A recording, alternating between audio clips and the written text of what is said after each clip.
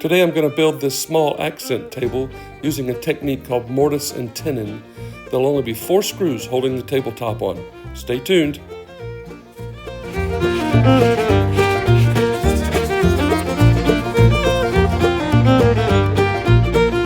I'm going to start by putting together the top here. This is actually 2 pieces of oak that I've glued together. This is called a glue up.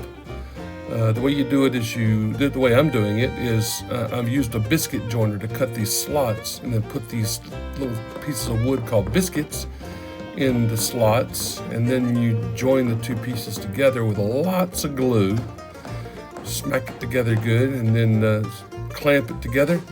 And after, I'm gonna let it dry for about 2 or 3 days, and it should be solid as a rock.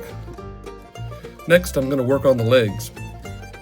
The next thing I did is I took a piece of lumber just like this. This is oak, and I cut it into 4 pieces so that I would get 4 equal squares down the length of this. And after I cut it up, this is what it looks like.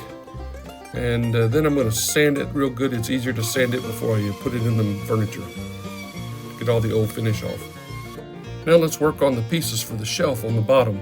This will be fun.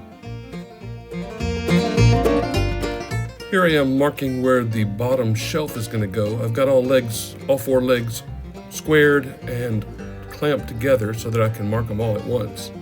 So that's where that'll go. That'll help later on. Now we're going to look at the apron. The apron is right below the tabletop in between the legs. So this will make more sense later on. So here I'm marking this stuff now while I can. And then I'm going to move over to the drill press where I've got a Forstner bit on here. And I've set up a jig to where I can make sure I put the hole in the exact same spot every time. This will be where the cross members of the shelf will go, and they'll go right in here. I've got one on either side. Got to be sure you get them in the right place, that's for sure.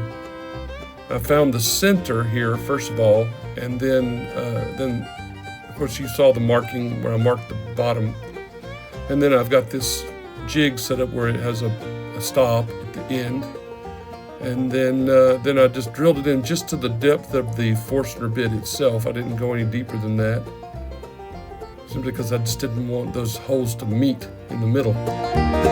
So I've cut this cross pieces out of the same way I did the other ones. I cut them in 4 and then I've sanded them down, and so these are going to be these pieces here. Notice I've cut them long. The reason why is, remember, I'm going to cut a tenon on the end, and so I wanted to give myself plenty of room to make a mistake.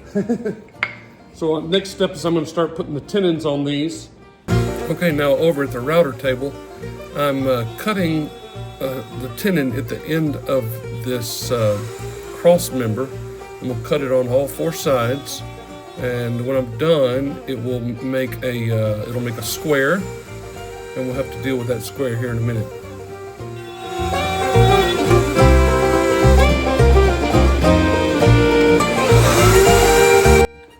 Okay, so I found out a good way to do this, to get this, to get it perfectly round, or as close to round.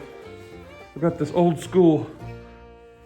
So kind of a fun little fact here is, this was, my father-in-law had this in his tools after he passed away, and they asked me if I wanted it, and I said, sure. I thought, well, it's kind of a fun old tool. This is an old school drill.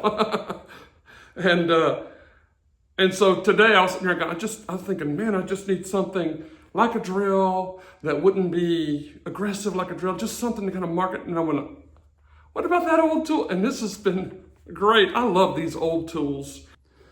And I noticed that I can take my fingers and kind of feel when that is perfectly there. And I can feel kind of where the center is. And then once I get it seated in kind of a center spot, then I can just gently, until it kind of makes a little circle here on the top. I don't want to dig in a lot, just enough. What it did is it shows me where the circle is. That gives me my boundaries. I want to leave the mark. I want to leave my pencil mark. I don't want to take it off. Then I take this little pull saw and I get it down as flat as I can possibly get it against the top here. And just, it cuts real quick. So try to kind of cut along my line.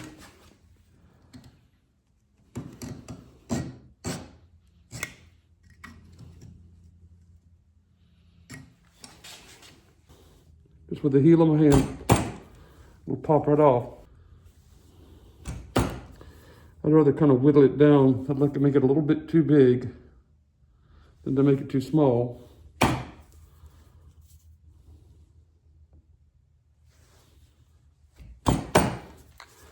Now I've got sort of a stop sign shape octagon. Then I can just kind of start whittling off to those corners. Not too much, just a little bit. So something about like that.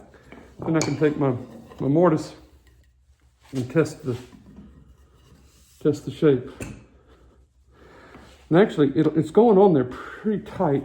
But what it just did too is when I did that, it actually showed me where my high spots are.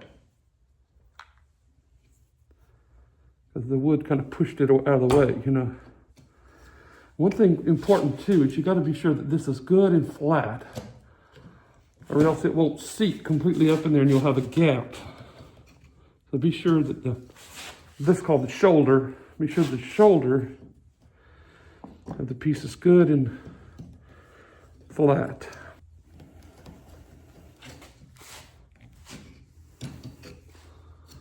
There you go. That's a pretty good little tenon right there to go in my mortise. So we'll refine it as I get ready to put it on there. I'll make each one custom fit to make sure that they fit tightly. And we got to do this a bunch more times. Okay, I'm gonna try to dry fit these things together and make sure that everything looks good. I'm using this old rubber mallet of my dad's. It's been through the ringer, but it still works. I use the rubber mallet because a metal hammer would damage the wood.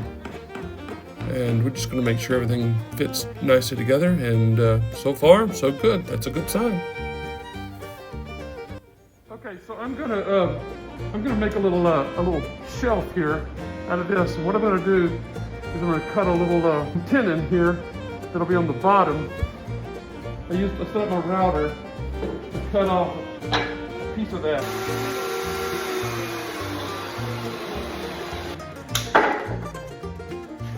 Got a little tenon here, so this will go in there like that. Okay, so now this is going to be the cross member. So this will go in here. This will go into here like this, and I've got to cut a slot here so this will go in. So here I am going to cut the slot. I'm going to cut it once on this side, and then I'm going to turn it around. And I'm going to cut it again on the other side. This is, of course, going to create my groove for where my shelf is going to go in. So now what I've got is 2 cuts, and it's going to leave just a little piece of material here in the middle. I'm going to take a chisel and it'll just pop right out. Just kind of work on it. It'll chip right out easily. And boop, there it comes. It's out. Now the tenon that I cut a while ago on this shelf piece will fit right in there like that. So once I did some tweaking to the tenon to fit in the slot, here I am gluing it all together.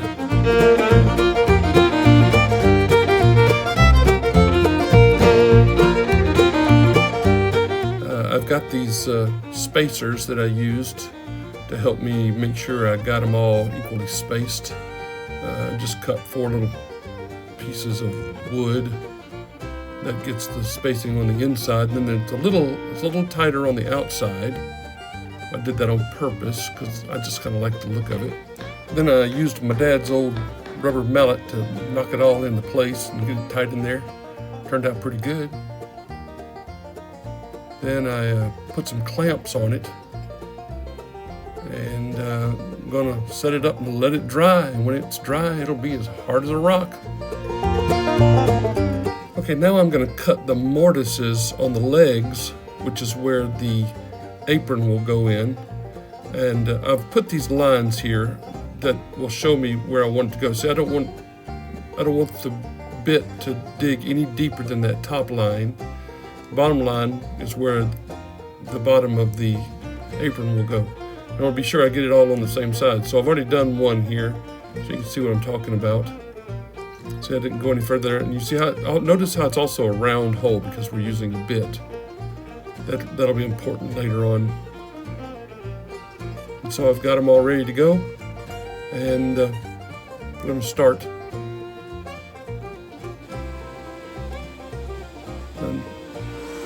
Notice here how I'm going to go to as far as the lines are lined up. Watch this. Okay, if I can get my shoulder out of the way, there it is. You see how these two lines line up? That means that my bit hasn't gone any deeper, any further down than will be exposed. And I want to be sure that I've got it on the right side again. Double check that, by the way, double check before you cut. That old thing of measure twice, cut once is a good rule of thumb. And see, so what I did here is I only went part of the way. I didn't go all the way in. They say that you shouldn't go more than like 1/3 of the length of your bit.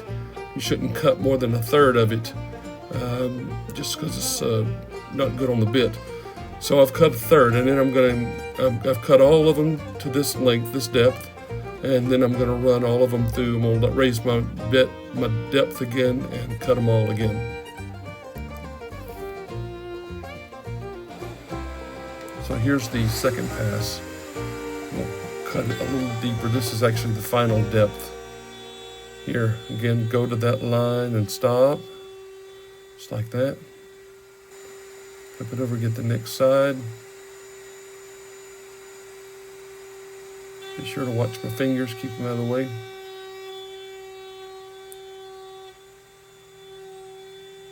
Okay, there. That's a good cut, good depth. That's good depth. I wanted it to go in deep enough, but not so far as to overlap with the other hole. And that's where that apron's going to go in, just like that. All right, here I am cutting the apron itself. Nothing too fancy here, just a board that'll go in there. And I did cut it long so that I can put the tenons on the end again. And here I am putting the tenons on. And after lots of figuring out where that center of that board was, I'm going to cut just a little bit off each side. Now I cut it a little large to start with. I'd rather sneak up on the fit than to cut it too narrow first, because you can't add lumber. You can always take wood away. So here I am cutting the other side. That's going to create a little tenon, kind of like a little tongue that goes inside there, and it had a little burr on here, so I just cut it off with a sharp knife. So this is how it's going to go in here. But one thing you notice now is my board is too long, or the tenon is too long. That's where that little line comes in right there. And you notice it's round and that's square, so I'm going to have to cut it. Rather than having to cut it round, I'm just going to cut it off right where the round part starts. And that way I don't have to round it off at the end. Plus it gives you just a little bit of wiggle room to adjust it and get it exactly flush with the top. So I'm going to cut it right there. And this is the part I'm going to cut off right here. That's going to be gone once I'm done. So set up my router table again. And this time I'm going to show you how I set the depth. First of all, I unplug the router. Always unplug it when you're doing this, because these things will eat you up. And so I'm going to get my little key here to raise the router bit. And oops, wrong way. Now go the right way. Okay, if you look carefully, you can see the bit raising. You see it coming up, and it should, once you see it, it'll come up and reach that line.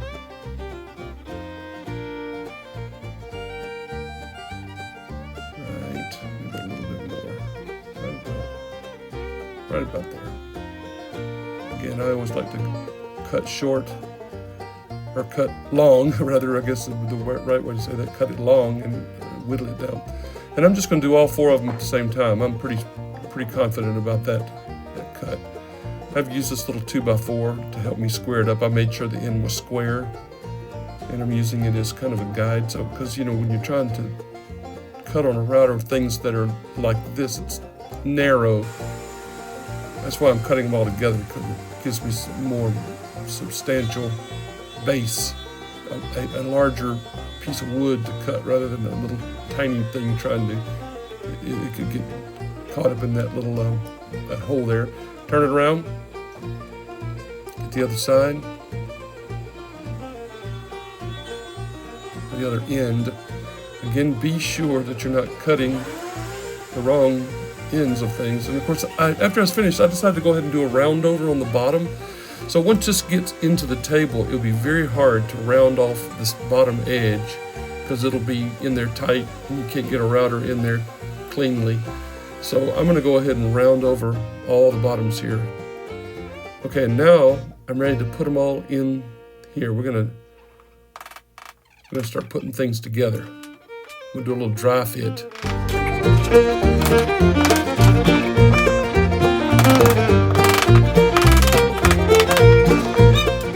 Okay, here I am finished with the dry fit. There's nothing more satisfying than this moment when everything fits together and it looks right and it all fits. It makes me want to do the happy dance. Woo! Yeah!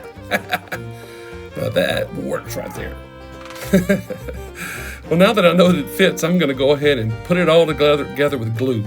And I just pour on the glue, because that's really, but the friction and the glue is what holds this thing together. Notice I haven't used any nails or screws or anything yet. I'm using a square to make sure that I got everything squared up. I would square along the way. Go as you go, square. Make sure things are in the right place, because it's hard to fix it after that. And so here I'm putting it on the bottom shelf. Now enjoy watching it go together while we listen to some music by the Becky Buller Band.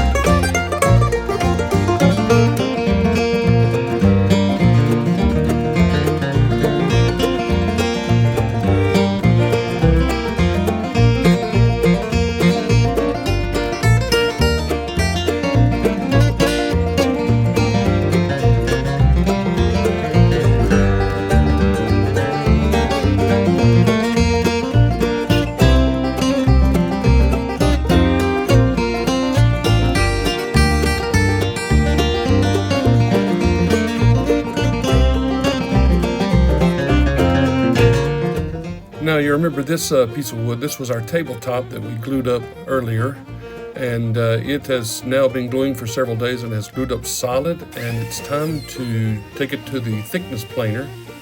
And I'm just gonna first of all try to get all the old finish off of it, and then I want to make sure I get it down to the right. I want to get it down to 32 millimeters. Don't ask me why I use metric on that. And then I'm going to get it to the proper length and width. And so here I am cutting it on, getting it all the final dimensions set. Then I'm going to turn the frame upside down and use this ruler here to figure out exactly where the center is on the bottom. I'm going to mark it now before I do any round over, so that I've got that square edge of the table to use as a reference. We'll find the center here. Now I'm over here at the router table with a round over bit, and I'm going to round over all 8 sides, all 8 edges, to create a nice little profile for the tabletop. And this is what it looks like on the edge. Next, I took it over to sand it. I started with a 60 grit sandpaper, then finished up with a 220 grit sandpaper. That's good for staining. Plus, it kind of helped me to get rid of some of the snipe caused by the thickness planer.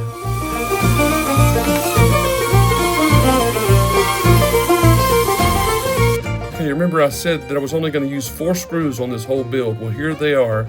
I'm going to start off by drilling a pilot hole with a countersink bit, and I'm going to do it in all 4 all four corners or all four sides.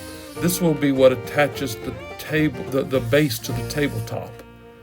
And what I'm going to do here on the sides, I'm going to drill out 2 of these holes so that they're real loose, so the screw will go in there really loosely. And so once I'm done with this, the screw will fit like this. I'll show you. I put this screw in here. It's going to go in, see, it went straight in, and then it's got a little wiggle room here at the bottom. And that's going to give us some play so that the tabletop will not crack as the seasons change. I'll explain that. So what happens is over the winter and the summer, this board will get wider and narrower depending upon the humidity in the air. It will not move here in the middle. This will stay, but so it stretches widthwise along the grain. And so what I'm going to do is, first of all, I'm going to use this ruler I've already preset. I already know what the width of it is, so it puts me in the center. So these screws are going to go in, and they're going in solid. They're firm. They're not going to move because there's really no change in the wood from top to bottom along the grain.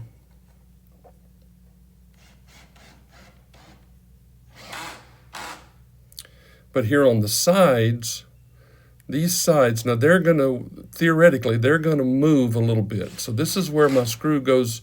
It goes loosely into the apron, but it's tight in the tabletop. So as the tabletop stretches and contracts and expands, it will give it some play, just enough play. Then I took a trim router and used a roundover bit to just round over all the edges so that it just looks a little nicer and keeps it from chipping as easily.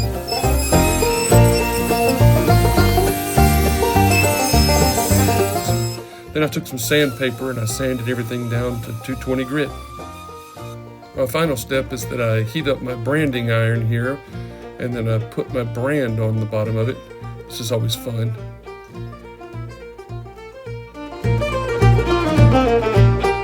Then I hit it with a little sandpaper and vacuum up all the dust, and we're done.